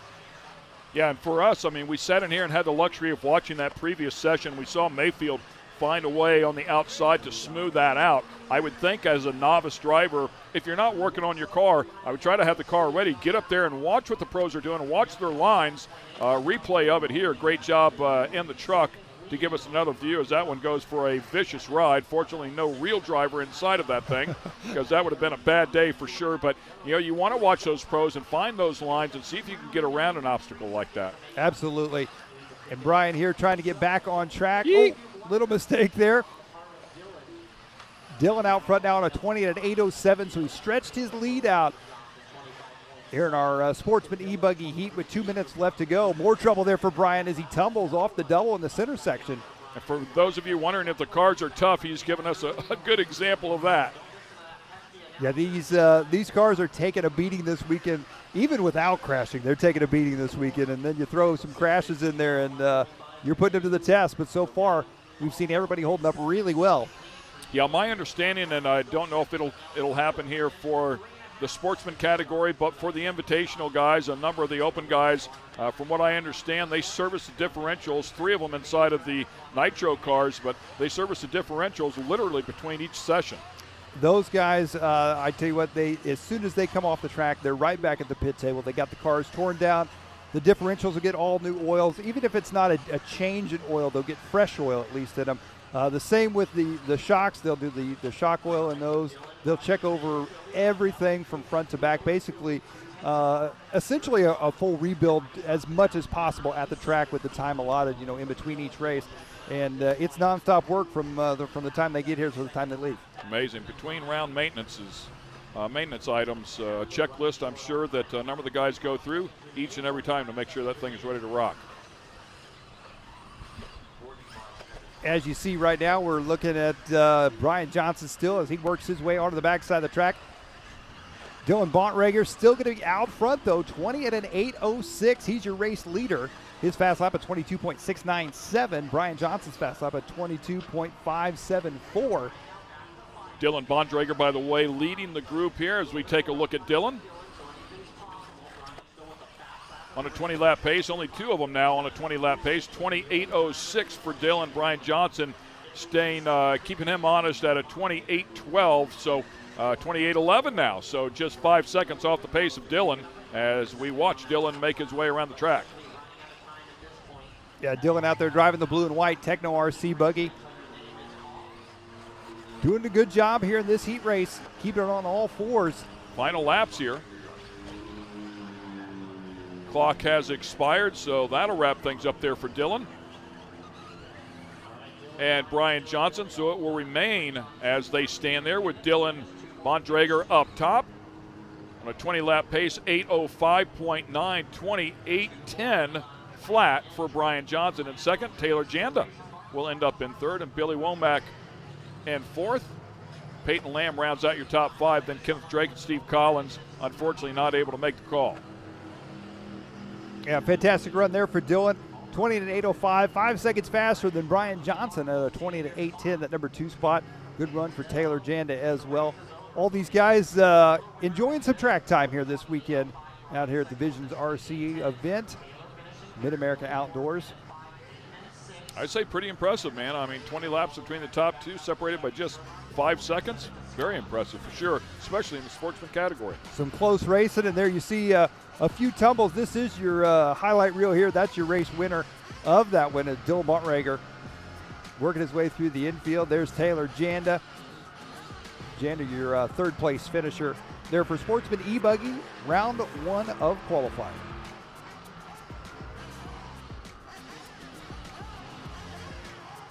We look forward to their race, of course, as well. They'll be competing out here tomorrow with everybody else. And in the meantime, let's get it down to Scotty. Thanks, guys. We're here with Dylan, just taking a win here in a Sportsman division, driving a techno buggy from Dallas, Texas. Tell us about your run. I was just trying to stay smooth and not have any crashes. That seems to be what's going to make everybody do good or do bad this weekend, seems like. So just tried to make a run with no crashes. Didn't work out, but it was okay. My co-commentators were talking on the air about the Sportsman division kind of being for beginners and things, and it's exactly what it is for you just a few months into the hobby. Yes, sir. We started little car racing about 8 months ago and just started the 8-scale stuff about 3 months ago. Having a lot of fun. A lot of fun. This place is really nice. These guys are putting on an excellent event. Look forward to coming back. You say little cars. Did you run big cars before this? I drag race also, big cars. So we do that a lot. And been taking a break from that to do this. Been having a lot of fun. Oh, that's good. This is cheaper and safer, right? Yes. Yeah. Well, best of luck. Good job. Thank you. All right, there you go. From the big car to the small car, starting out into the hobby, having a good time here at Visions. Congrats to Dylan. Nice job, and thanks a lot, Scotty. Okay, we'll take a quick break here from MidAmerica Outdoors, and we'll be right back with more RC action. Upgrading. It's what we do. So upgrading is what we did. Introducing the IQ equipment lineup powered by HMF. Designed for the most adventurous side-by-sides in the world, IQ equipment has the strength to tackle the off-road head-on. Bolt-on American manufactured steel. Engineered to increase strength, durability, and protection so you're equipped to handle the most extreme performance. When you're ripping through the desert at full throttle, or tearing through some of the most brutal terrain in the world, you're going to need equipment that keeps you moving at a high level.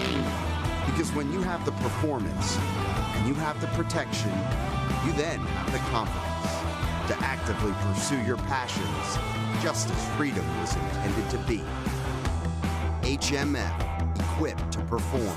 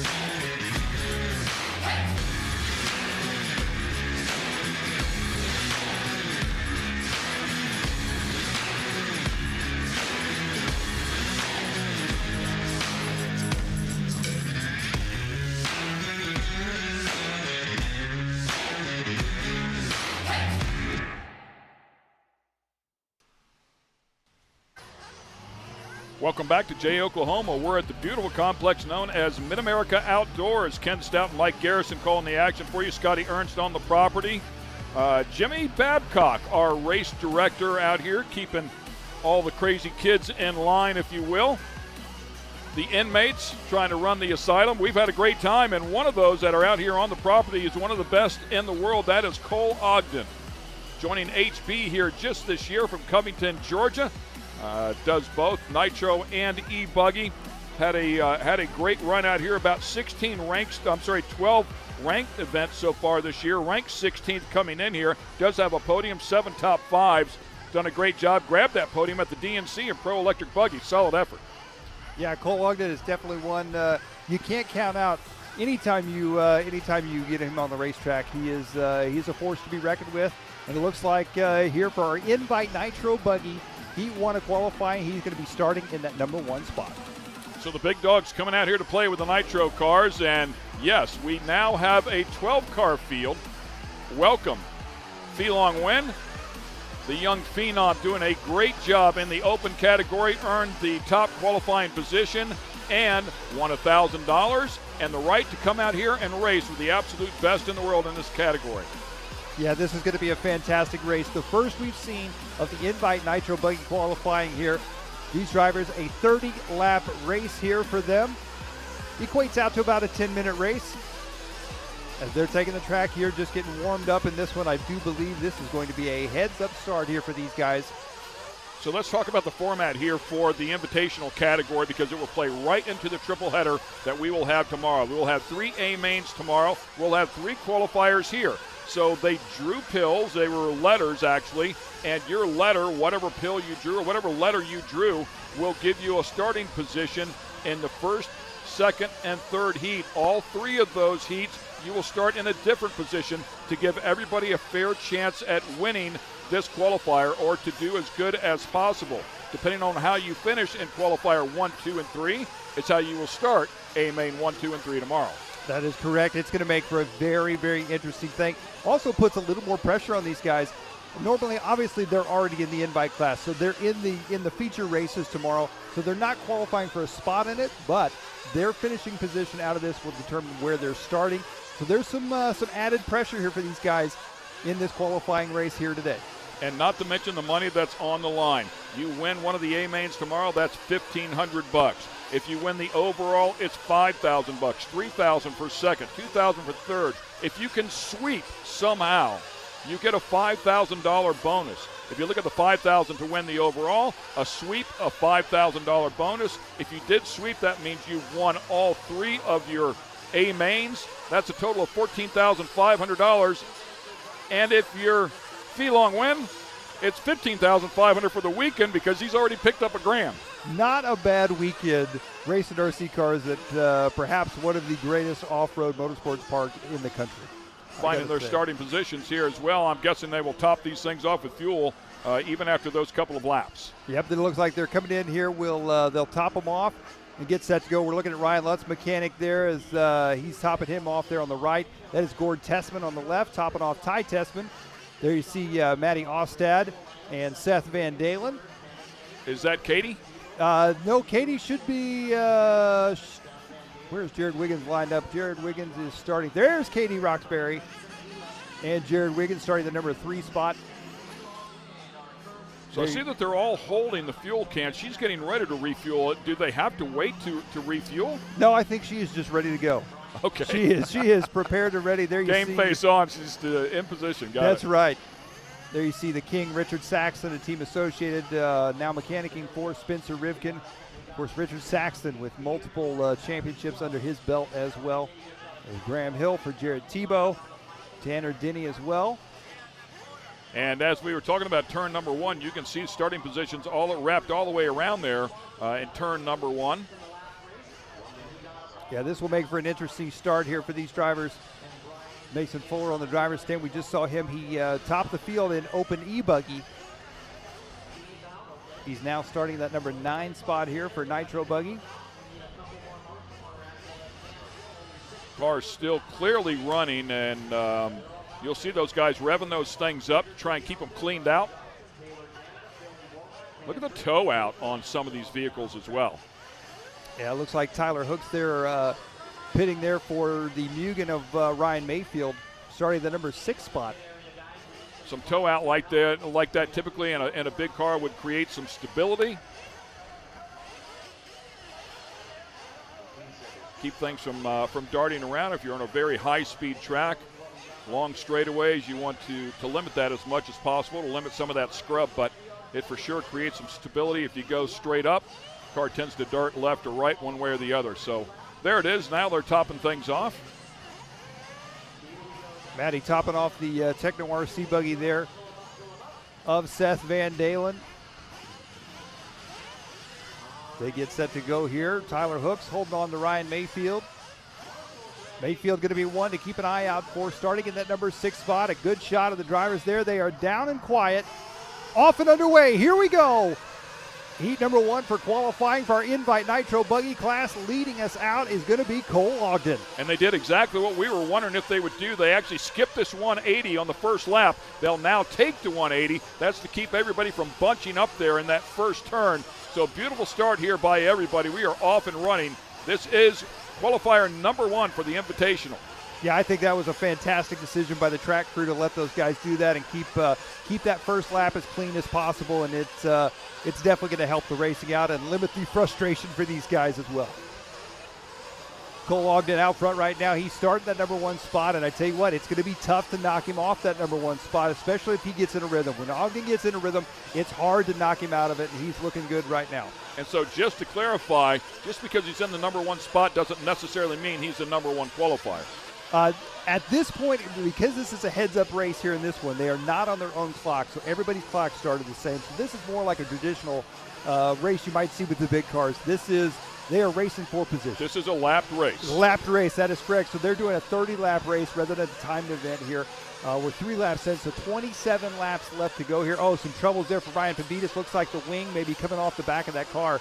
And that's going to change how that thing handles. He's going to have his hands full by the end of this one. And if you're wondering how they based that starting lineup, we would go back to yesterday's action. That is correct. That is correct. We go back to our seating practice from yesterday. And Ogden right now, if he can finish in that number 1 spot, he'll start A-main number 1 tomorrow in the number 1 spot. Great stuff. So the absolute best in the world out here going at it. All of these guys ranked from 38th to number 1 in the world. This is as good as it gets. If you want to come out here and bang with the best, this is a good place to do it. A number of these drivers making a living at this form of motorsport. Yeah, Spencer Ripken has worked his way up to the number 2 spot. Jared Wiggins dropping back into the number 3 spot. They've got Seth Van Dalen in the mix and Ryan Mayfield with him right there as well. Oh, trouble coming up the step-up section. Several drivers there in the back of the pack, and a pass for the inside right there. Ryan Mayfield making a move on Jared Wiggins now. How about that? Wiggins had a really good run going, and then as you mentioned, just a quick little bobble. Ryan Mayfield able to get up and get around him, and Wiggins trying to rebound here. Yeah, Wiggins not afraid to take it right back from him. Mayfield drops back a spot. Fantastic battle between these two. I tell you what, Jared Wiggins has really impressed me this weekend. Oh, big mistake there for Wiggins. He goes tumbling. Ryan Mayfield going to take full advantage of that, take over the number 3 spot. And that's where Mayfield shines. He just stays calm. It's the mistake-free effort. Wiggins definitely under the gun, under the pressure right there. Mayfield just kept the pressure on, finally picks up the position. Look how close these guys are, though. I mean, it just does not take much of a mistake for them to close the gap. Ryan Mayfield trying to close that gap up on Spencer Rivkin right now in the number 2 spot. Meanwhile, Cole Ogden is out to a 3-second lead already here in this one. Ogden may be, look at right that. Up and over. Wow, Spencer Rivkin making a rare mistake there. Not like him to make a mistake in that section. And Mayfield now numbered to the number 2 spot.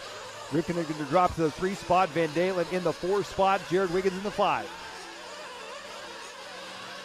Cole Ogden still going to be out front. Fast lap of the race is by your race leader, 20.622.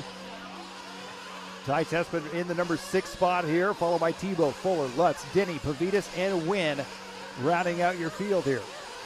Yeah, I was trying to figure out where Mayfield started this particular race at to see how many spots he's picked up. Not that that's an advantage. It truly is just based on how you finish here. But it's always good to see how many spots are able to pick up throughout the course of the event. Yeah, if I'm not mistaken, I believe Mayfield started the number 6 spot. So he's worked his way up through the field. Got one car upside down there on the side of the track. That may have been our race leader, Cole Ogden. I believe it was. Ryan Mayfield now to the front here in this one. Well, and again, it comes back to a mistake-free run, right? Look at him set up right there for that left-hander. Beautiful job, but he's getting plenty of pressure here as well. Yeah. Rivkin right behind him. I think Rivkin did he just take the lead? He did indeed. Rivkin taking over that number 1 spot away from Ryan Mayfield. These teammates. And now they are on separate teams. However, they are no strangers to racing with one another, so this is going to make for an exciting race here. So a quick little, just a little bobble by Mayfield opened up the door for Rivkin. Rivkin takes advantage of it, and now Mayfield closing that gap back up. Boy, what a great battle here in this first qualifier. Yeah, as these two drivers are trying to battle it out, don't forget the 3rd place driver is Cole Ogden. He is sneaking his way back up into view as well. There's Ogden right there with him. And nearly landed on Mayfield. Here they come back through the center section now. We're going to start seeing some pit stops before too long. We'll see how that plays into this one as well. Mayfield all over right now. The back door. He's got the inside line on Rivkin. Rivkin cuts back to the inside. They bump just a bit. Rivkin unable to do that. And look at that, Ogden. Cole Ogden over the top now is back up into the number 1 spot. I believe that is Tessman caught up in the mix as well. Mayfield back to the number 1 spot. Ogden drops back to the number 2 spot. This is incredible racing here between these drivers here in qualifying. And another big moment. Yeah, absolutely amazing. You talk about pit stops, and they have already begun. A couple of them on pit road. Yeah, and the delta before, we took a look at that. Seconds for these guys. Yeah, it looks like Ogden and Rivkin both coming in for a pit stop there, trying to get out of that mess of things. And Rivkin's pit stop there, a 6.2 second stop. Ogden 8.2, so 2 seconds slower for Cole Ogden. Could be a huge difference, of course, in the overall scheme of things.